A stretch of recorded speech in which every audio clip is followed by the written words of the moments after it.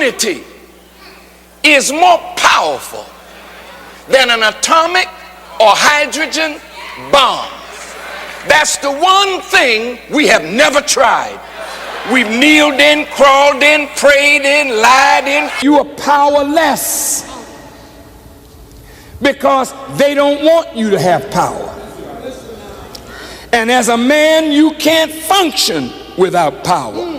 Hello, brothers and sisters. I really hope you're all doing fine from wherever you're watching me from. Now, Louis Farrakhan has been a very good advocacy of anti-racism. He has been talking about how the Western systems have oppressed the black community for a very long time. Now, he has been calling out the US government and the Western governments to actually respect the black people because it is them who helped build their countries. Now, he has also been calling out the black community to unite and forge ahead and actually work together and self-rely on themselves. So let's watch this video, then have a really quick discussion at the end of it. Thank you so much. If you are menace two, who's menace one? White males have menaced the earth, and now they produce you as a menace to who? To yourself and your own community. So what must be done? There was an ass tied. Talk about that. Talk about it. And a young colt was tied with the ass. And Jesus, when he met Peter and the disciples, he said, look, I know you're a fisherman, Peter, but I don't need you fishing in that sea. Follow me, and I'm going to make you a fisher of men. Because our people are in the sea of sin, and somebody has to go after them. But they like the water that they're in. So you got to bait your hook with something the fish like. But fishing with a hook is slow. So Jesus said, cast your net on the right side. Reverend, we got to come with the right stuff. These black men are not here tonight to be played with.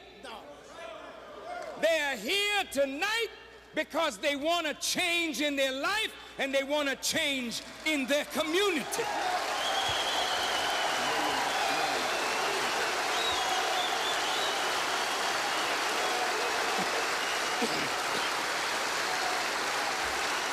All praise is due to Allah.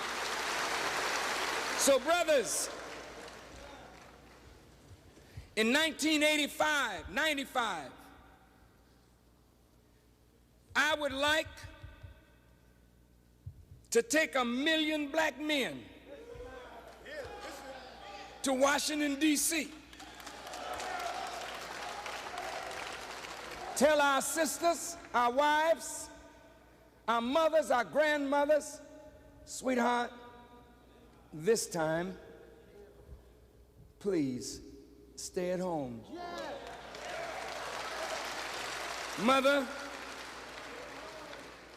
you have always stood for us, and we've never stood up for our families.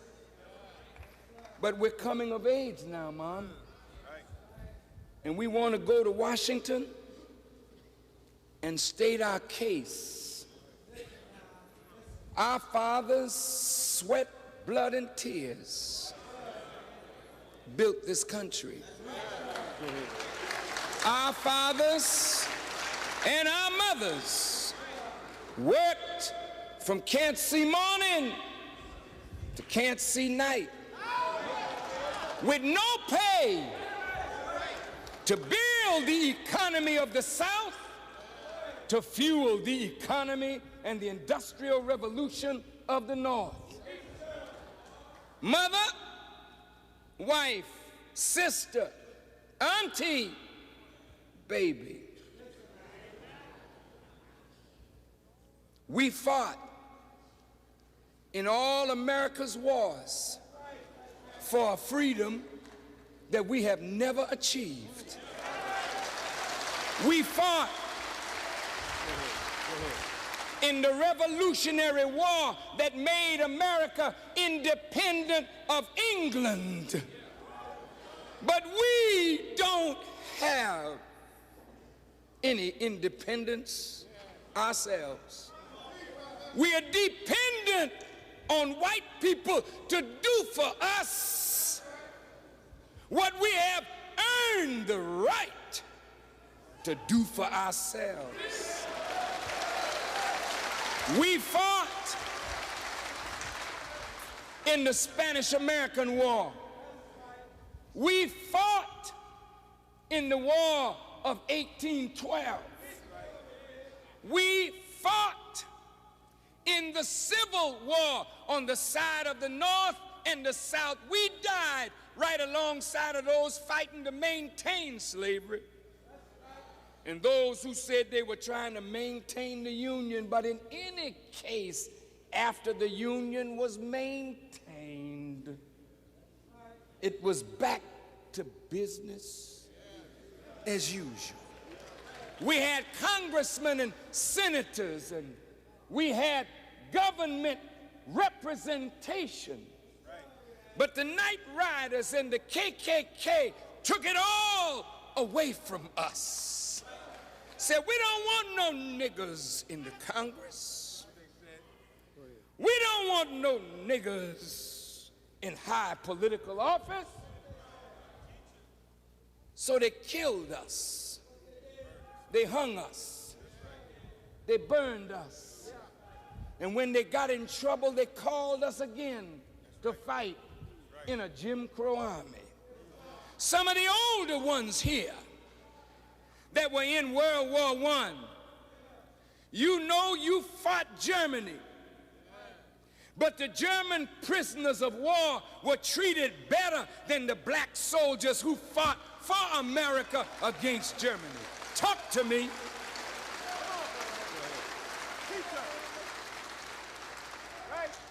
Hitler rose again. World War II. Black men died at Pearl Harbor. Black men died in Guadalcanal, in the Solomon Islands, in the Philippines, at Iwo Jima. Black men died in North Africa fighting the Germans. Black men died at Anzio Beach, at Palermo, at Naples, to free Rome, to free Paris, to free Europe. Damn it! We died to build America. And America has rebuilt Germany and Japan, and the nigger is still suffering and dying in the streets of America.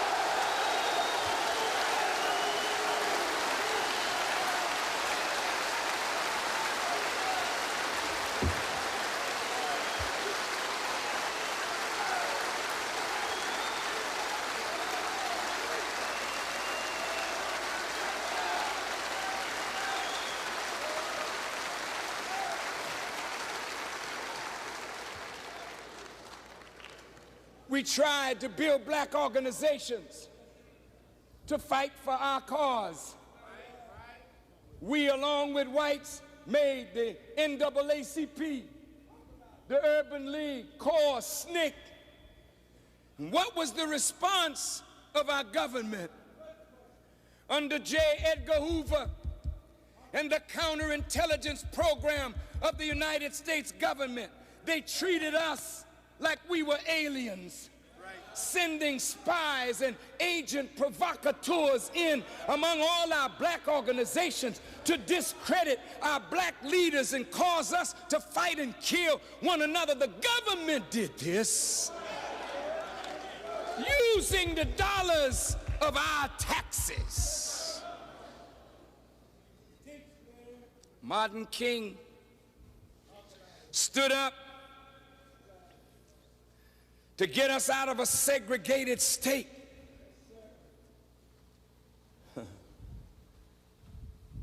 And men had to die, women had to die, just so others could drink at a fountain or go to toilet in a public place. People had to die for that simple, basic right.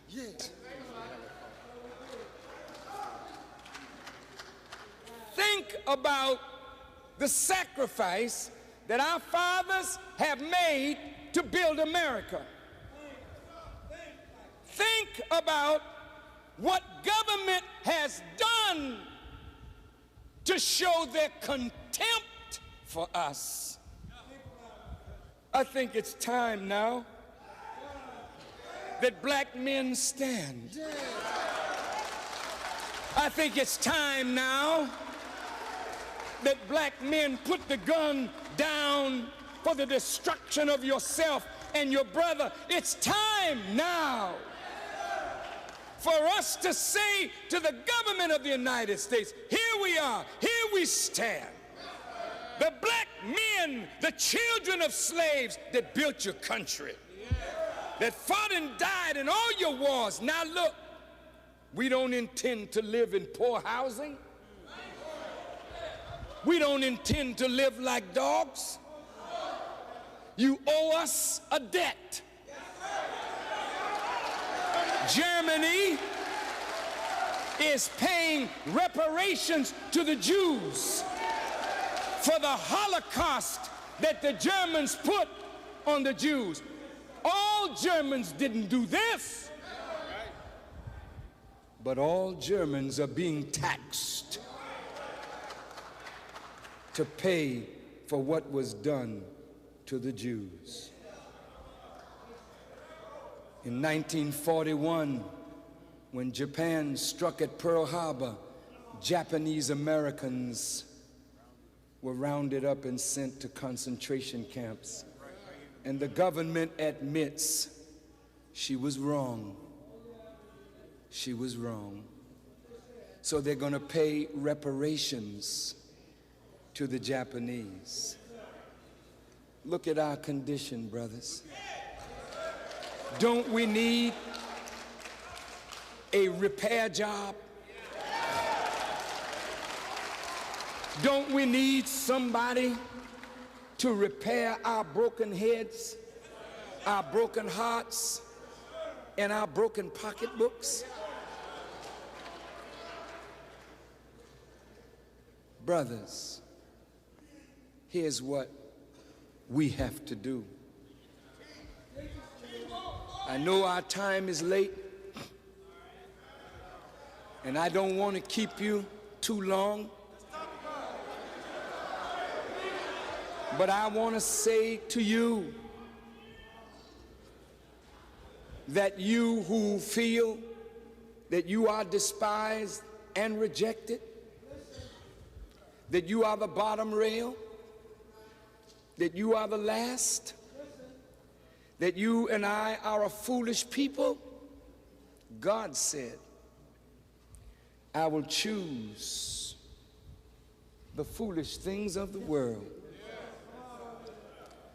to confound the wise.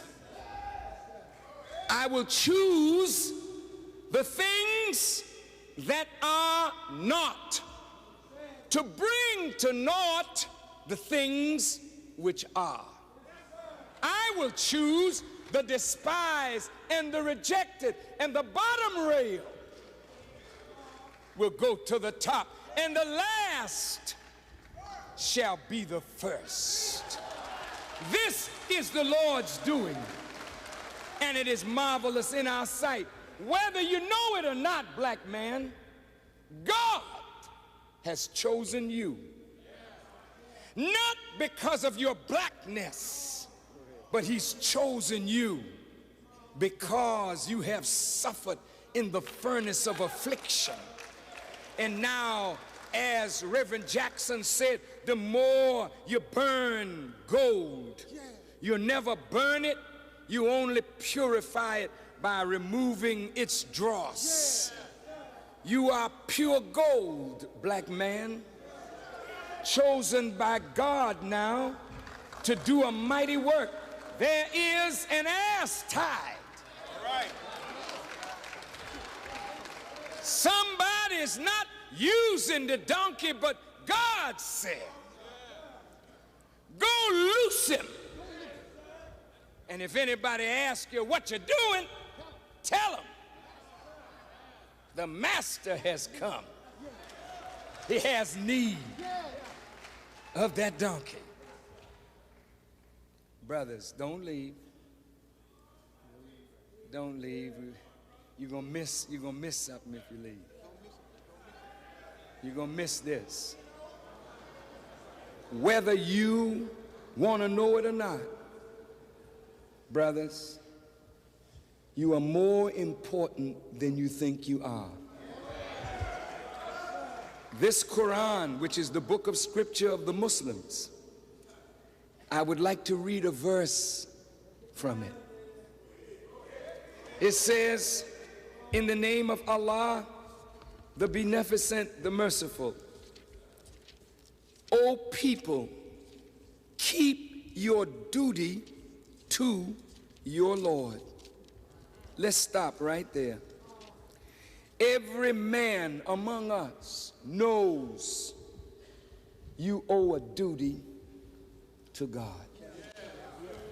And you know how I know that you know?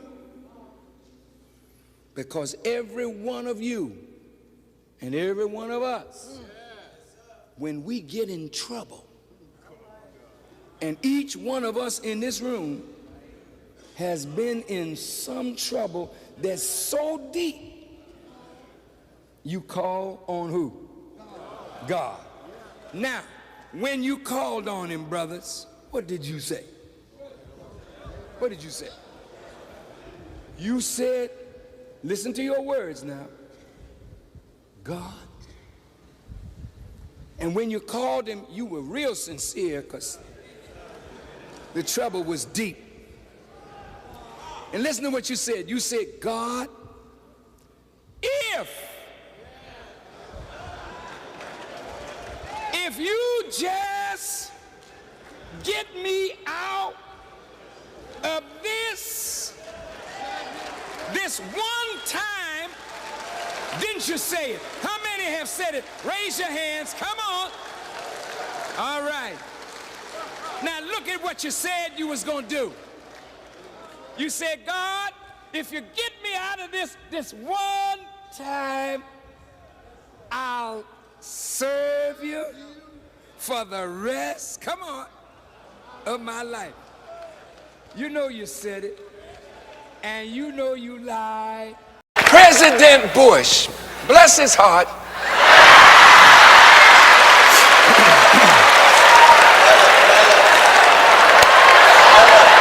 is worried about weapons of mass destruction.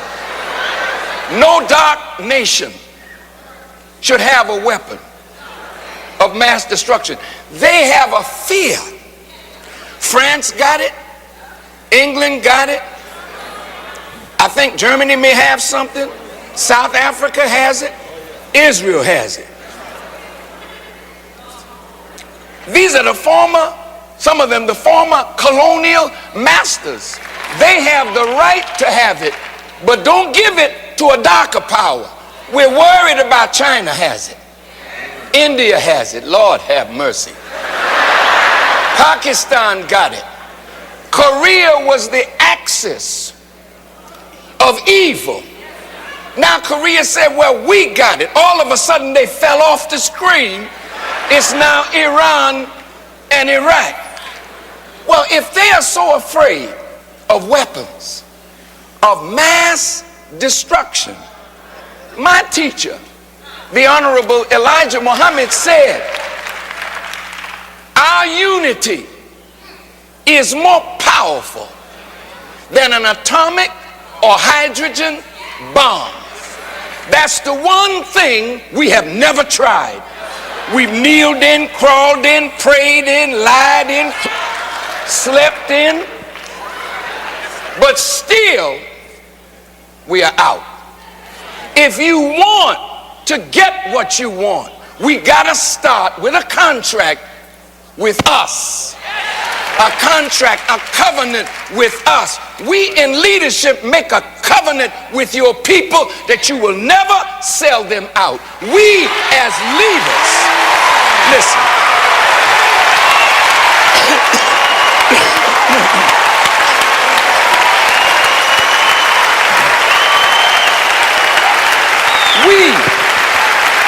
We as leaders, so-called, must make a covenant with our people that nothing is more important than the salvation of a people who are now on a death march. While we're singing and dancing and popping our finger and shaking our backside to the world, we are on a death march into ovens, but not the same oven called Auschwitz. But it is a destruction coming to our people through bad health care, no health insurance, HIV, AIDS, drive-by shootings, gang conflict, crack cocaine. We are now become the enemy of ourselves. So we have to make a covenant. And in closing, in my conclusion, oh yes, I'm a Baptist preacher now. In my conclusion, in the 37th chapter of Ezekiel, there was some dry bones that were in a valley. And the bones were talking to one another. They were having a conversation about a contract.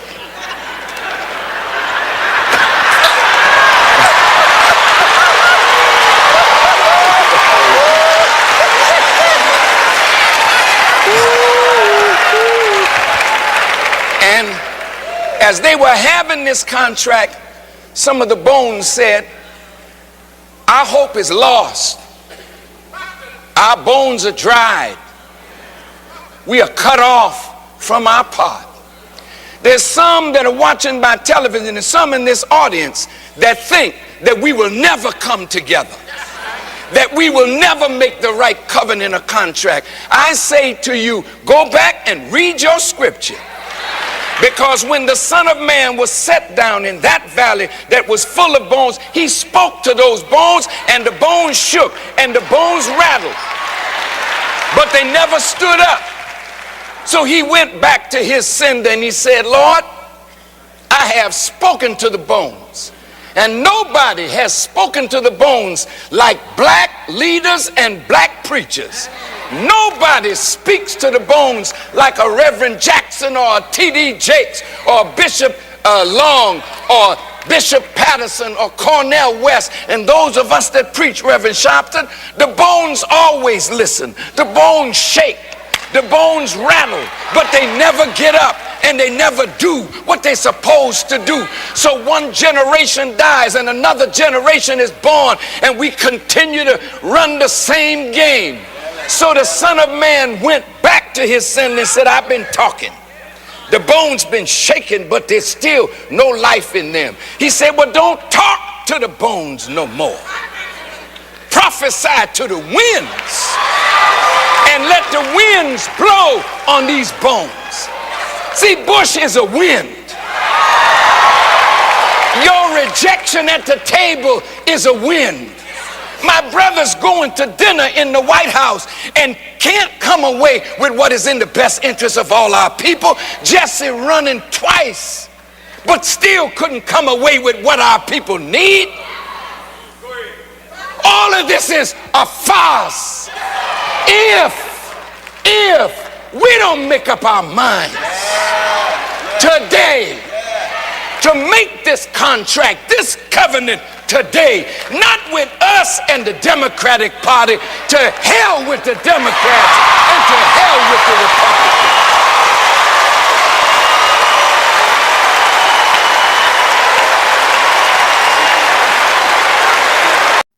Hello, brothers and sisters. I really hope you're all doing fine from whatever or wherever you were watching me from.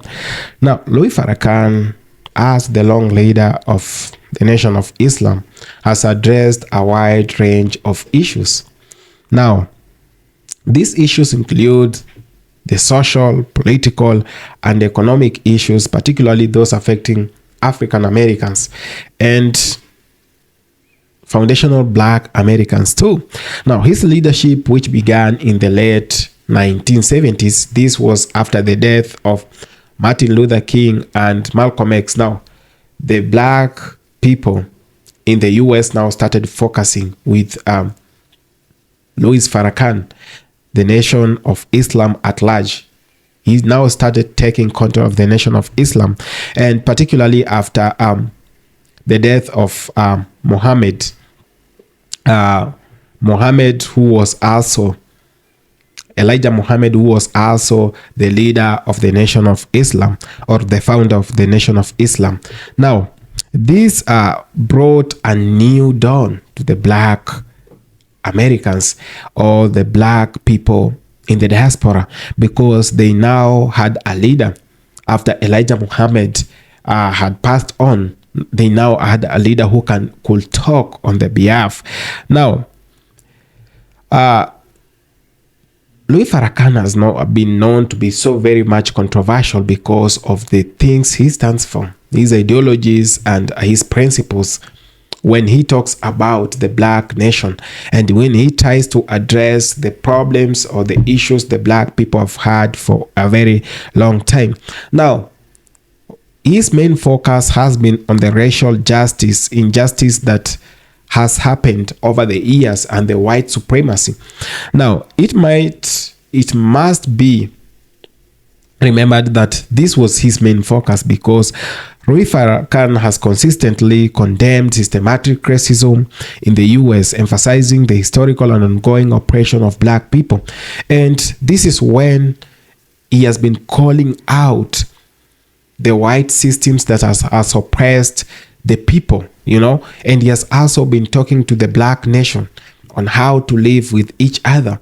And he has been telling the Black nation that there is no justice for you. The justice you deserve is the justice that you must fight for. That there is no justice that will come up you sitting down and trying to imagine that there is a benevolent president who is going to save you from all these troubles or problems that you are facing in the United States of America. And this has been seen as a wake-up call to the Black nation. This has been seen to be a wake-up call to Africa, because Louis Farrakhan has been to most of African countries. He has been to the Western countries. He has also been to countries in the southern part of Africa. And this, he continue bringing the message to you that there is now nobody who is coming to save you.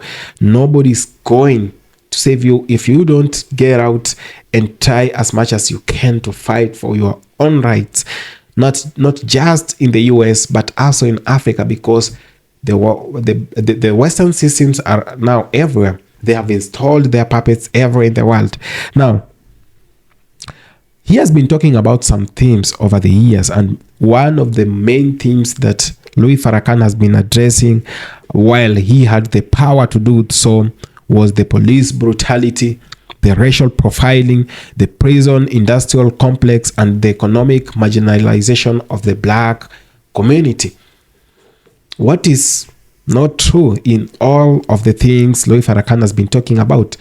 Police brutality has been seen as one of the most atrocities that the Black people have had to face over the years. You must know that there has been a lot of injustices while handling the Black community in some countries in the western region of the world. That some of the police, or most of the police, have always breached and broken some of the human rights, and they have abused the human rights of the Black community over time. How many times have we been seeing the black community being unalived? How many times have we been seeing the black community being pulled over by the police just from the traffic and being questioned and not even getting some good answers from them? Then they're taken away, they're handcuffed. How many times have we been seeing police brutality taking place, not just in the US, in the UK, Canada, Mexico, so many other places? And our question is, for how long are we still gonna see these things happening?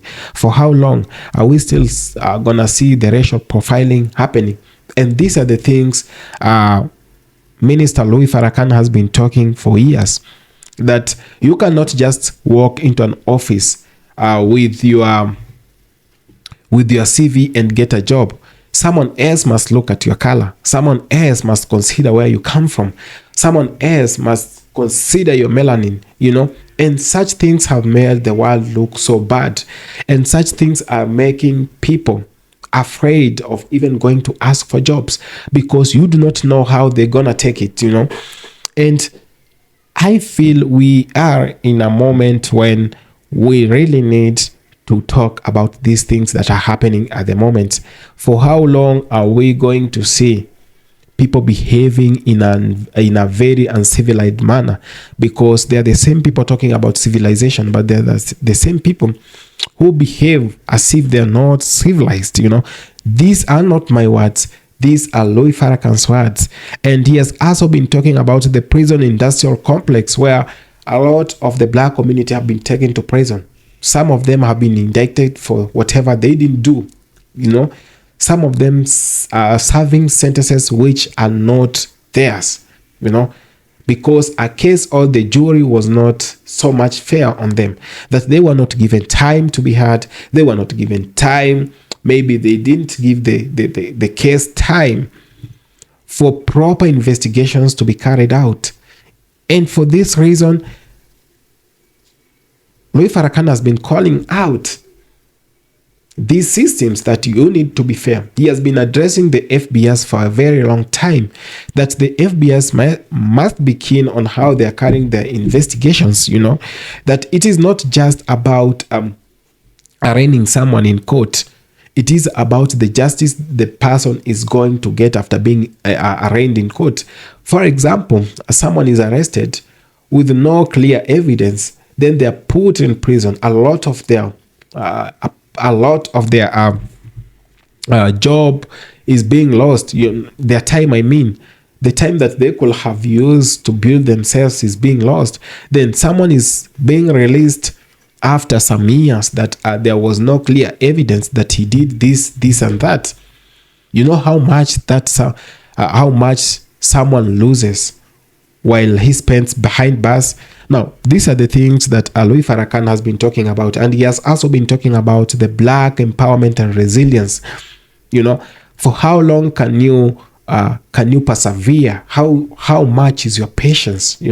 How long? What's your limit?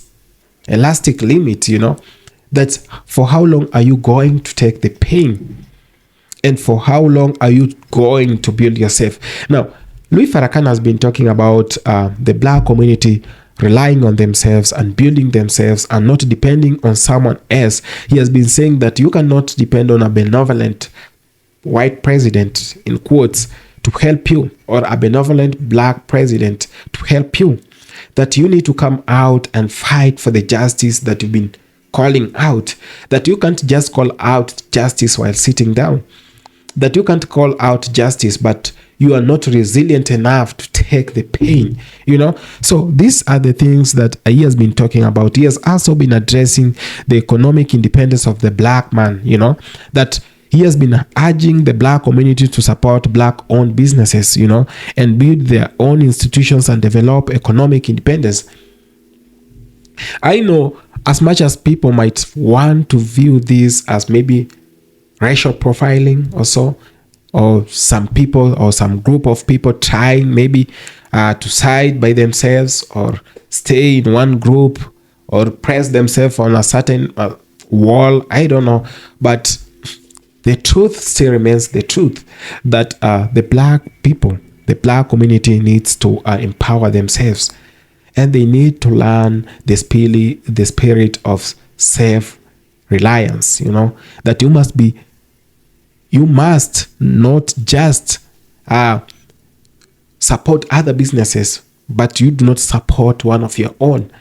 And he has been giving out examples from Mexicans or the Latinos that whenever they move to a new place, they try as much as they can to establish themselves. They try as much as they can maybe to build their own businesses. Then later on with time, you're going to learn that the places that has been occupied by Latinos, they change the places until you can think that you are in Mexico, in Colombia, in Brazil, or but when a place is dominated by the black community, you will get all sort of people who are not supporting each other. And he has also been calling out on the moral reforms of the black people, that stop using drugs, that install self-discipline in yourself, and build strong family structures, and abstain from doing whatever will indict you or will take you to these prisons or whatever, Now, and he has also been calling out them to stop crimes. I love to see, I would love really to see all the things Louis Farrakhan was talking about being implemented by the black community. However much some people are not really appreciating whatever job he did while in his prime, but let's just be very honest. This guy has been a very big critique of the US government and foreign policies that have been affecting you, the black people, and even the white people, the Caucasians, I mean. And he has been making accusation of conspiracy, that the US government has a lot of now he has been talking about the US government having various conspiracies, such as the alleged deliberate introduction of crack cocaine into black communities. Now, he has been saying that in simple terms, that the US government is pushing drugs to the black states, the states which are dominated by the black people. Now, I do not have a very clear evidence of this, but whatever I'll say, a lot has been happening, and anything is possible, that anything can be true. But as much as we are saying all these things, let's try to install some moral disciplines into ourselves. Let's install strong family structures. This whatever is very important in this point. Now, he has also been saying that the black community has been used wrongly in the military, and that there is need for us to regulate whatever numbers we take into the military. Let me now tell you something, that you can be used and be used. Go think about that. And there is a lot that Louis Farrakhan has been talking about, and he has also been calling out the black community to stop being aggressive on their women and know how to treat their women. And for this case, I think this is a good guy. Why do you all see the bad side of him and not see the good things this man has been talking about all these years? He has been calling out the black community to unite. How can you be in a foreign land but you're divided, you're fighting each other? Now, these are the things that I've loved about this guy, and I've always been talking about how good this guy has been. And let's not forget, he has his own flaws, he has his own critics, those people who think he has not been standing for whatever is very good. So let's not just see the negative sides of people. Let's see whatever side of the people that builds you well, And he has been a very strong anti-racism advocacy. I love it for him. And he has been promoting black nationalism and self-sufficiency. I love that for him. And he has been calling out the black people to unite. Yeah, you should unite. I think so. Thank you so much for having taken the time to watch this video. I really appreciate. If it's your first time on this channel, please consider subscribing, sharing, commenting, and liking this video. Thank you so much.